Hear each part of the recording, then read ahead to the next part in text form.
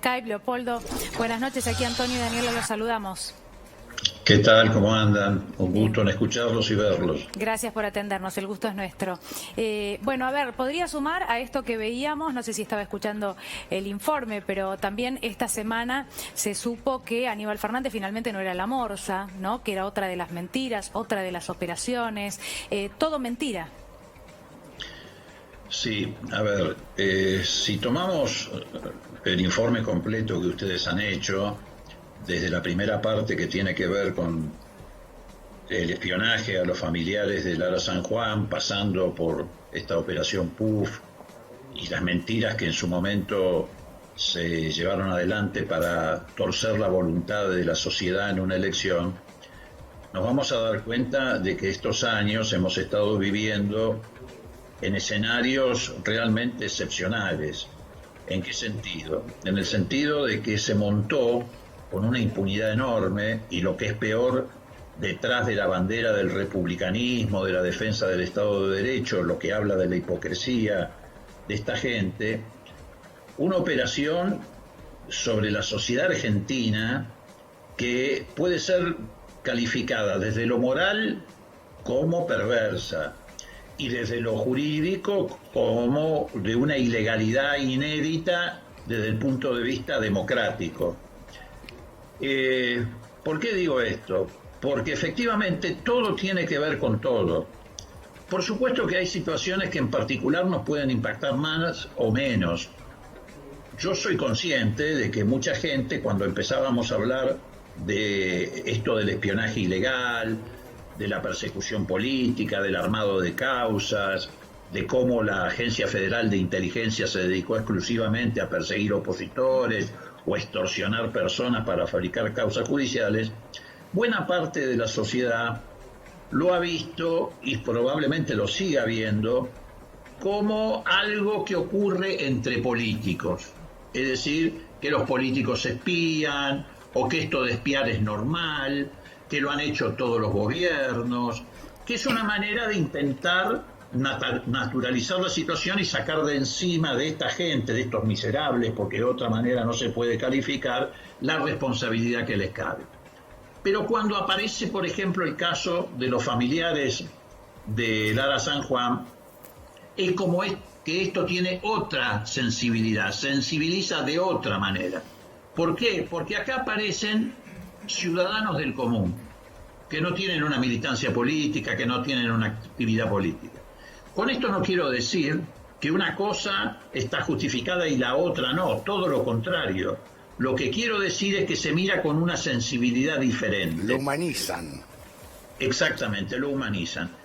¿Y por qué? Bueno, porque efectivamente esto viene a corroborar que el espionaje ilegal, que meterse en la vida privada de las personas, hagas política, no hagas política, seas dirigente sindical, no seas dirigente sindical, seas obispo, no seas obispo, seas expresidente o expresidenta, o seas un ciudadano del común, o seas un hijo, un hermano, un marido o una esposa de un marino que está metido en el fondo del mar, no importa para estos miserables, es todo lo mismo.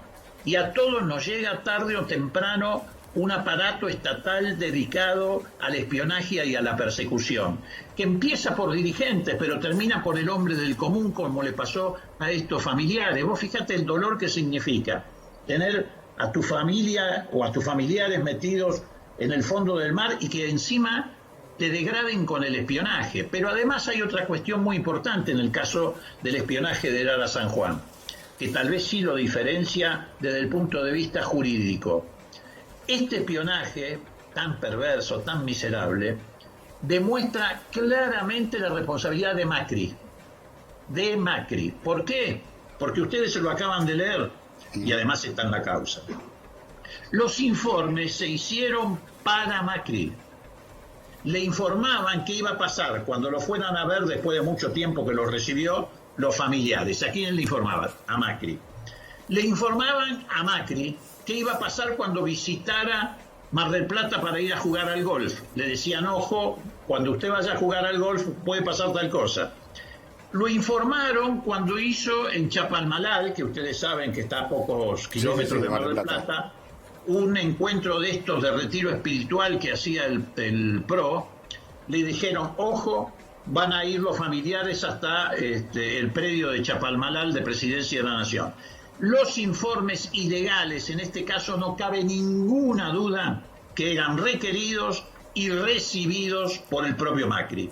No debe haber de todas las causas de espionaje un hecho tan objetivo que lo vincula directamente a Macri. Por supuesto hay una responsabilidad de Macri en todos los demás, porque el presidente de la Nación es el que conduce la inteligencia nacional, no tiene intermediarios, no es que hay un ministro, etcétera, en el medio, hay una responsabilidad de Macri directa. Pero en este caso, los informes estaban dirigidos al presidente de la Nación, o sea, informes de inteligencia ilegal. Yo creo que este va a ser una de las pruebas más contundentes que lo va a llevar a Macri a sentarse en el banquillo de los acusados. Y digo lo de los acusados porque nosotros no somos como ellos, que condenan de antemano. Pero por este caso en particular no hay duda de que no va a poder eludir de ninguna manera ir a una indagatoria, porque esos informes estaban dirigidos para él y para su uso.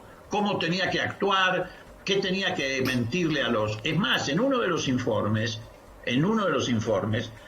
le dicen, bueno, los familiares le van a requerir tal cosa, tal otra, tal otra, tal otra. En consonancia con ese informe, cuando él los recibe, se anticipa y le dice, yo les voy a dar tal cosa, de acuerdo a lo que venía en el informe que le iban a pedir. O sea que no hay duda que lo leyó, no hay duda que los pidió, y no hay duda que eran para abastecerlo a él en información de cómo debía comportarse frente a los familiares. Entonces miramos qué cosa, ¿no? Macri va a terminar procesado sin lugar a dudas, sobre todo por haber espiado ciudadanos del común, gente humilde que tenía a sus familiares metidos en el fondo del mar. Así es la historia trágica cuando se termina para estos miserables la impunidad. Ahora, fíjate otro dato, Leopoldo, que también llama poderosamente la atención. Yo veía la marcha de las antorchas y no entendía cómo, en nombre de la República, se le pedía a la Corte que viole la Constitución Nacional. Realmente algo insólito, inédito. Bueno, mira, ustedes y los programas anteriores del canal tratan muchas veces el tema vinculado a cómo estos grupos o estos sectores no se acomodan a un resultado electoral que les fue adverso. Es decir, ¿por qué no se adaptan a ese resultado electoral? Bueno, y acá estamos en presencia de esa circunstancia. No aceptan el resultado electoral, entre otras cosas, ya lo he dicho en varias oportunidades, porque se les acabó el gambito de poderle robar plata a la Argentina con endeudamiento externo y fugar capital y llevárselo a sus firmas en el exterior o a sus sociedades offshore, porque se les acabó el curro de llevar adelante tarifazos nominados en dólares para saquear el bolsillo de los argentinos, pero además tampoco se resignan a haber perdido la elección. ¿Por qué? Por esto que está ocurriendo ahora, porque están quedando desnudos, están quedando a la intemperie. Está ocurriendo que se descubre que hicieron no solamente espionaje ilegal, a todos los que han hecho espionaje ilegal. A esta altura del partido hay que preguntarse a quién no espió Macri y su gobierno de Cambiemos. Empecemos por ahí, va a ser más fácil llegar a la conclusión de quiénes son los espiados, porque si empezamos a sumar a todos los que han espiado infinidad de gente. Hoy, por ejemplo, me llegó un informe, ustedes saben que yo presido la Comisión Bicameral de Seguimiento de los Servicios de Inteligencia, un informe de que estas agencias que habían abierto en el Gran Buenos Aires hicieron seguimiento sobre 23 organizaciones gremiales, políticas, sociales, religiosas en el Gran Buenos Aires, 23 organizaciones, con todo lo que eso implica en la cantidad de gente que está involucrada. Entonces hay dos problemas. Por un lado dejaron de robar, no pueden robar más, y por el otro lado quedaron al descubierto. Entonces, ¿dónde se van a refugiar? Si perdieron la elección, por lo tanto perdieron el poder ejecutivo y son minoría en el Parlamento. Se van a refugiar en la última cueva que les queda, que es el Poder Judicial. Y para eso tienen que defender con dientes y uñas a estos jueces que ellos pusieron ilegalmente. Que de entrada los pusieron ilegalmente para ver cómo procesaban a Cristina Kirchner con las causas que inventaron. Pero ahora los necesitan ahí para que los protejan a ellos, son su gente. Está Ahora, claro. Leopoldo, espiar a las organizaciones sociales, que es a quienes tenían que ayudar, y recordamos además en qué momento de la República Argentina, donde nos cansábamos de escuchar, porque el discurso era unánime, y era de que no había recursos, de que no había fondos, que había un país destruido, y por lo tanto había que pagar un 3000% más de luz, de gas, de lo que fuera, que los jubilados la tenían que pasar mal, y mientras tanto se destinaban fondos, porque más allá de lo moral, hay una cuestión que también tiene que ver con lo económico. Se destinaban fondos para espiar a las organizaciones sociales en vez de ayudarlas. A mí me parece que esto hay que remarcarlo porque tiene además un contrasentido grandísimo y gravísimo. Por supuesto, claro. Además eran recursos del Estado, por lo tanto recursos de todos los ciudadanos. Es decir, que usaban con estos fines ilícitos y moralmente perversos. Pero vos fíjate también que hay que mirarlo desde otro ángulo también, que es, estamos mirándolo de varios ángulos, ¿no? Que es la estafa, por decirlo de manera liviana, que significó para el ciudadano del común todas estas campañas que montaron. No solamente lesionaron personas, no solamente dañaron la figura de Aníbal Fernández, revolcándolo por el piso durante 2 o 3 años, adjudicándole algo, un personaje que no existía y que si existía no era él. No solamente le hicieron perder a él una elección. Lo más grave de todo esto es que estafaron a la sociedad argentina. La sociedad argentina, en el caso particular, por ejemplo, de la provincia de Buenos Aires, votó a María Eugenia Vidal, a quien ni conocían, no sabían ni quién era, no sabían que era socio de Larreta en el PAMI cuando se suicidó Favarolo, no sabían que preside una fundación de sectores más conservadores de la Argentina imposible.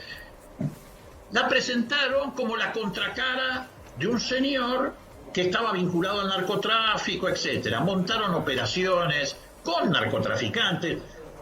Carrió llegó al living de su casa, un narcotraficante, lo sentó a su lado, vino la cámara de TN y desde ahí hicieron toda una película sobre el tema de la morsa, etcétera, además de lo que acabamos de ver de la Nata y compañía. Ahora, ¿eso qué significó? Una estafa para la gente, porque la gente votó a María Eugenia Vidal no por sus cualidades ni condiciones que después demostró en el gobierno que no tenía, sino porque era la contracara de eso. Yo me acuerdo que la consigna de ella, después de que hizo la campaña TN y Carrió sobre Aníbal Fernández, era: ¿vos le confiarías un hijo a Aníbal Fernández? Así ganó la elección esta mujer, que salió de la nada. Y bueno, y así también sucedió a nivel nacional. Inventaron nada más y nada menos que el asesinato de Nisman. Hasta el día de hoy no lo han podido probar, ni lo van a poder probar. Hay una pericia de gendarmería que es recontra trucha, pero recontra trucha, encargada por el juez Ercolini y por Tayano, que no saben qué hacer con la causa, están en un callejón sin salida. Sí. Como no saben qué hacer con la causa, dijeron: sí, acá hay un señor que se llama Lagomarsino. Bueno, él es partícipe necesario de un asesinato. Sí, ¿y quién es el asesino? Ah, no sabemos. ¿Y cómo está probado el asesinato? No, todavía no está probado. Bueno, así estafaron a millones y millones de argentinos. Por eso el espionaje ilegal no es contra los dirigentes políticos, es contra la ciudadanía. No solamente se te meten en la vida privada, sino, como bien dice el juez Ramos Padilla y también lo dice el juez Auge, eso fue dirigido y orientado a torcer la voluntad de los argentinos, a torcer la voluntad política de los argentinos. Es un fraude preelectoral. Es como si te hubieran robado la urna en la que votaste. Te la robaron de antemano porque te robaron la cabeza. Antes de que llegaras a la urna, te robaron la cabeza. En tiempos modernos, eso es un fraude. Claro. Leopoldo, muchísimas gracias. Un por abrazo haber hablado grande, con Leopoldo, nosotros. gracias.